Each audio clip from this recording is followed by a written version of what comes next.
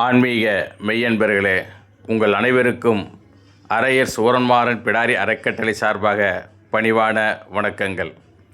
பேரரசர் வாகைப்பு சூடிய இடம்தான் திருநெய்யம்பம் சப்தகன்னியர் மாகாளத்து காலாப்பிடாரி ஆலயம். பேரரசர் போருக்கு செல்லுகின்ற போது இங்குதான் வாகைப்பூவை சுடிக்கொண்டு அவர் போருக்கு சென்றார். இன்றைக்கு தமிழக வரலாற்றில் தவிர்க்க முடியாத ஒரு வரலாற்று நாயகனாக இருக்கின்றார். அப்பேரரசுக்கு வரம் கொடுத்த காலாப்பிடாரி ஆலயத்தை வரலாற்று மீட்டுருவாக்கம் என்ற அடிப்படையில் நாம் புனரமைத்து வருகின்றோம்.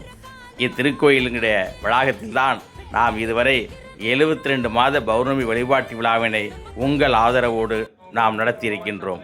தற்பொழுது 31/5/2026 அன்று 73வது பௌர்ணமி வழிபாட்டினை நடத்த இருக்கின்றோம். அன்னதானம் வழங்க இருக்கின்றோம்.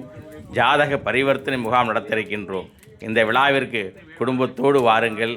தாயுடைய ஆசீர்வாதத்தை பெறுங்கள். மீண்டும் தமிழகத்திலே அறத்தின் ஆட்சி மலர வேண்டும், ஏழைகளுடைய வாழ்வு மலர வேண்டும், ஆன்மீகம் தலைத்தோங்க வேண்டும் என்பதற்காக இந்த யாக வழிபாடு. அனைவரும் ஆதரவு தாருங்கள்.